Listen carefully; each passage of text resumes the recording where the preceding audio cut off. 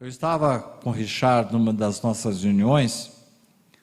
Uma certa hora ele passou para mim discretamente um bilhete, perguntando a minha opinião sobre o título do seu novo livro. Não sei se vocês estão conseguindo ler. Está ali, levanta e anda, ou levanta-te e anda, título do novo livro. E ele escreveu no cantinho, bom? Lisonjeado com a pergunta do Richard, porque ele não costumava ouvir muitas opiniões para os títulos dos seus livros. Aliás, ele sempre dizia que a parte mais difícil do livro era encontrar o título. Respondi com breves palavras. Mais de 2 décadas depois desse momento, eu recordo com saudade o convívio com Richard, procurando valorizar nos textos que ele nos deixou suas lições, que são oportunas e atuais nos dias de hoje.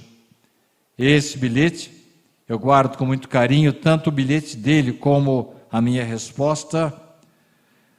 Referia-se ao livro Levanta-te, editado pela editora SEAC em agosto de 1999. A partir de agora, nós vamos trazer alguns temas tratados por Richard, intercalados por uma entrevista muito importante que ele concedeu, uma das melhores entrevistas dele. Nós dividimos essa entrevista em 5 partes para não cansar muito vocês. Ele fala da sólida convicção espírita dele. Vamos ouvir.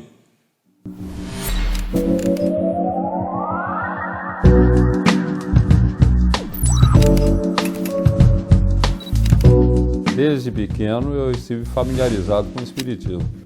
Na adolescência eu já tinha lido as principais obras espíritas. Então eu tenho aquilo que a gente pode chamar de uma sólida convicção espírita, inabalável. Eu tenho 55 livros.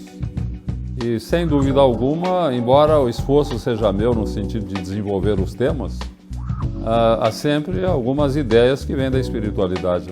O espiritismo é como um mar que você vai entrando e quanto mais você entra, mais água tem, né? Ninguém pode dizer que já conhece o espiritismo a fundo.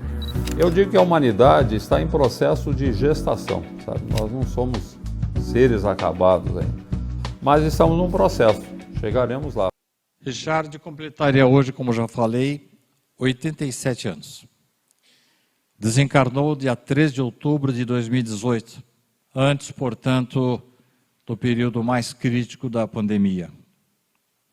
Com aquelas medidas de afastamento, com certeza Richard teria estimulado as comunicações virtuais, que naturalmente foram surgindo de vários cantos e deram continuidade às mensagens doutrinárias de orientação e consolo. Mas, diante das atuais perspectivas de retorno à plena normalidade, o que nos diria Richard?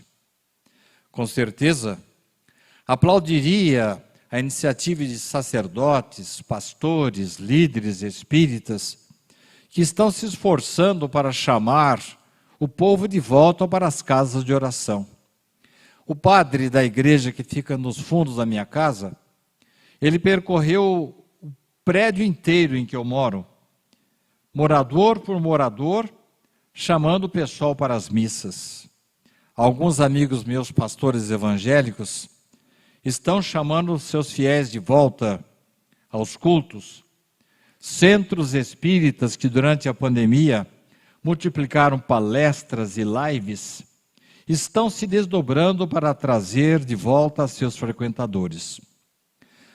Mas alguém pergunta assim, será que não dá para a gente continuar com as atividades religiosas à distância? Afinal de contas, Jesus asseverou à mulher samaritana que o respeito ao Criador pode ser manifestado em qualquer lugar, bastando a sincera comunhão que nasce do coração. A resposta é negativa.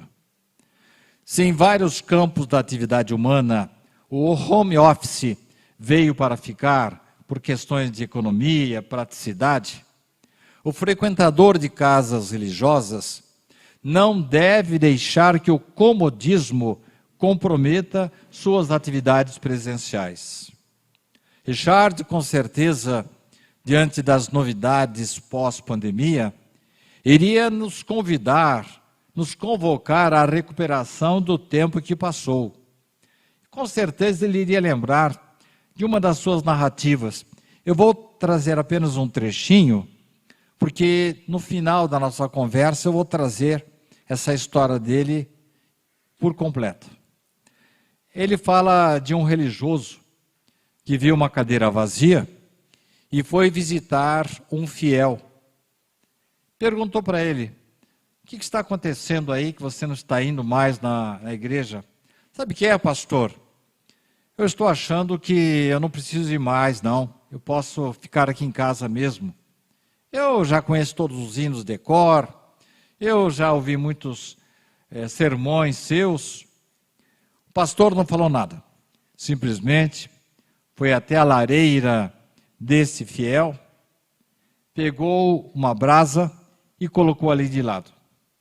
No instantinho, ela virou um carvão coberto de cinza. Surpreso, o frequentador entendeu a mensagem e voltou a ocupar a sua cadeira na igreja.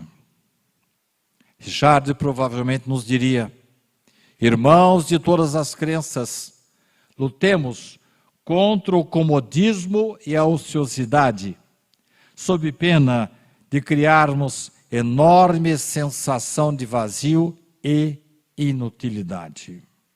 Com certeza, Richard nos puxaria as orelhas com o exemplo de trabalho do qual jamais se afastou, chamando-nos aos brios dos nossos compromissos. Ah, que falta que você faz, Richard. José Xavier, mais do que irmão, era o braço direito de Chico, o grande colaborador, que o sustentou desde o começo da jornada mediúnica. Em 1939, José desencarnou, deixando Chico Xavier desconsolado. Chico não gostou nada disso e falou: quando eu desencarnar, antes de fazer qualquer festa em nosso reencontro, ele vai ter que ouvir muita coisa de mim. Afinal de contas, isso não é coisa que se faz.